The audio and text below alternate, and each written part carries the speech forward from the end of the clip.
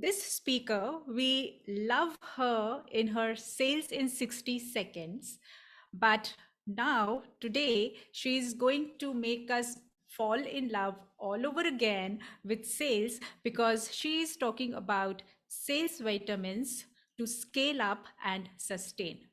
Pritha Dubey, as most people in the room know, is a leading sales, negotiation, and leadership coach whose clientele consists of C-suite, senior executives, senior consultants, and women entrepreneurs who wish to have a robust sales strategy to grow their revenues annually. Today, Pritha is going to talk to us about how to get better at client engagement in a very unconventional manner because we are going to play a pre-recorded video of Pritha's talk because she's currently in Kashmir for her work and she has low network there, no bandwidth issues, internet bandwidth issues. So we'll play a recorded video of hers. Although she is in the room, I believe, but we'll play the video and then she can give. I'm unable to see her though, but yeah. Yeah, she did join, but I think because of internet issues. Okay, so let's She's there, Roshni. She's there. I can there? see her on the screen, but she's with video off. Yes, video off because of Okay. internet issues. No worries. Say So hi, we'll play the video and then. So, Pritha, can you say hi? Hi, I am here. I'm very much. Yes. Okay. So there you go. Am I audible? No, you're not. No, it's very patchy. No. I can pretend to be Pritha because our names Hello, am I audible? Pritha. No. No worries. So, Pritha, allow us to play your video first and then we'll bring you on stage. Okay, so here is Pritha. Tell me whether you can hear it properly. First attempt at entrepreneurship was in 2013.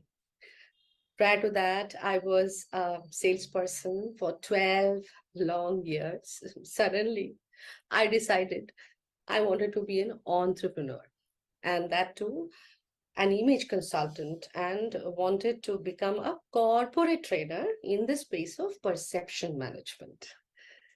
Initially, I was lucky. ICBI, the Institute of Image Consulting Business Institute, they gave me work and they would pay me around 4,500 a day. And somehow, with a lot of begging, I could manage 10 days of work from them.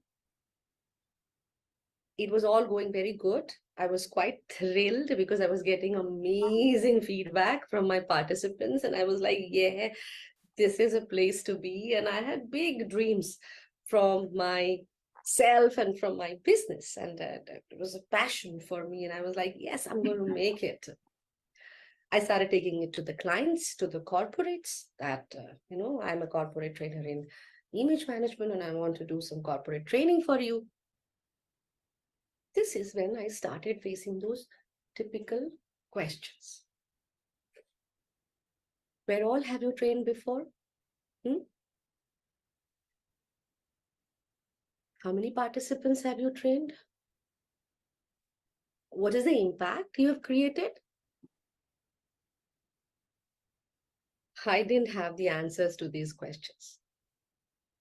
And I realized that though I have the passion, I don't have enough credibility that can be leveraged to get this kind of corporate business.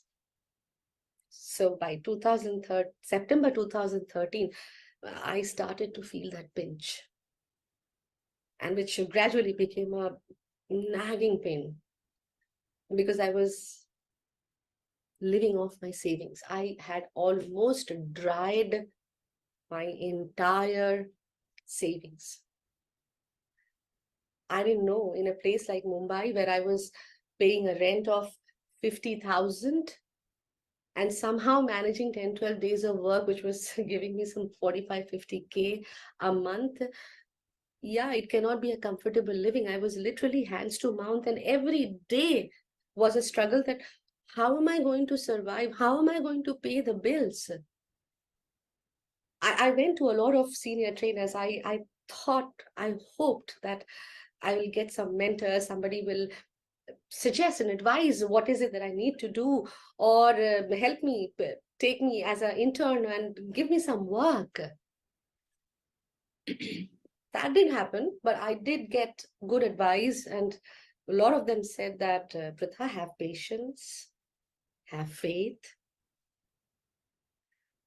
It's going to take around 3 years before you reach a level where you are getting consistent revenue month on month.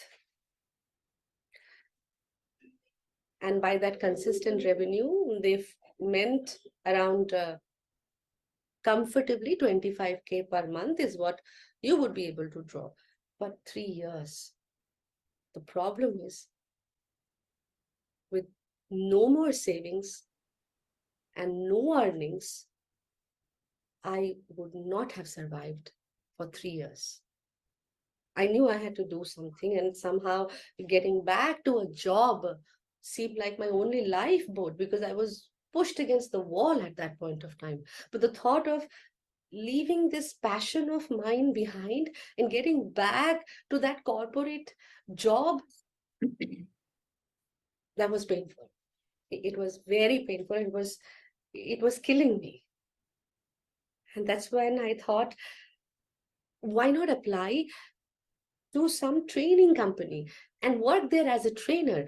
In that process, I will acquire the training skills. I will gather all the credibility that the corporates are asking for, and I will be doing the job that I enjoy so much. And with that thought, I applied to Dale Carnegie Training Institute. Basically, I dropped my CV in their career portal and hoping that they are going to call me back. And they did. In the next 6 months, they called me. One fine day, suddenly I receive a call saying, hello, is that Pritha? Are you interested in being a Dale Carnegie trainer? I'm like, of course. In the next 3 days, I was a Dale Carnegie trainer, and I traveled a lot. I got groomed under the best of the trainers. I gathered all the clients and the products and the training portfolio, the participant numbers that I needed to answer those questions that the corporate asked. And when I felt that I have gathered enough credibility, I quit in May 2016 to restart my entrepreneurial journey. But this time, I knew that unlike last time, I am not going to go random. I have a sales mindset, and I needed to put my sales mindset into action. I did not want to randomly start looking for clients and randomly go about my business. So I sat down and I had a self-talk with myself, and loudly. So you want to be a soft skill trainer and a corporate behavioral trainer. Are there any dearth of soft skill and corporate behavioral trainer in this country? Not really. So what is your specialty? Well, I can be a sales trainer. How can you be a sales trainer?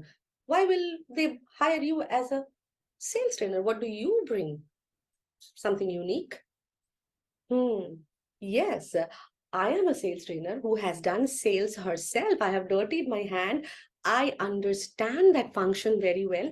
So of course, I am a best hit.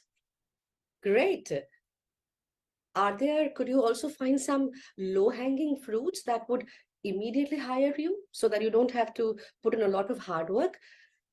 Yes, of course, banking and financial services, that's where I come from.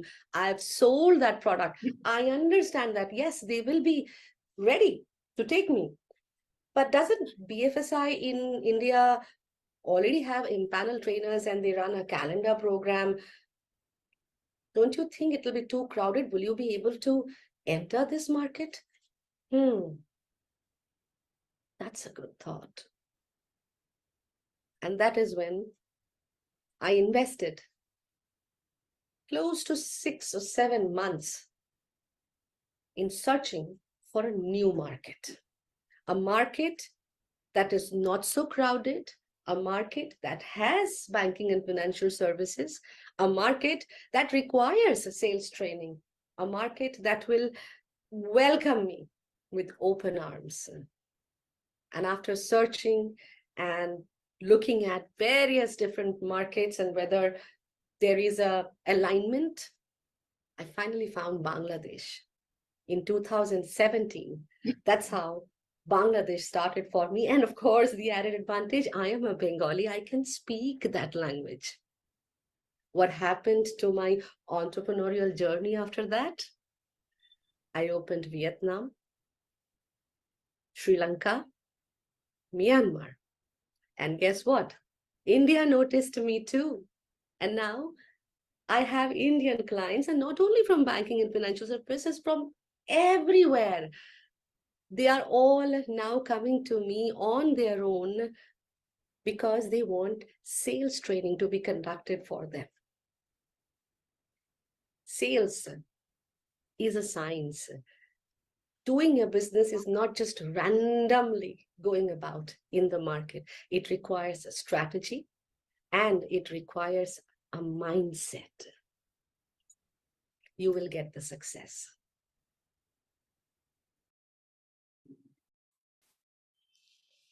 Great. Thank you.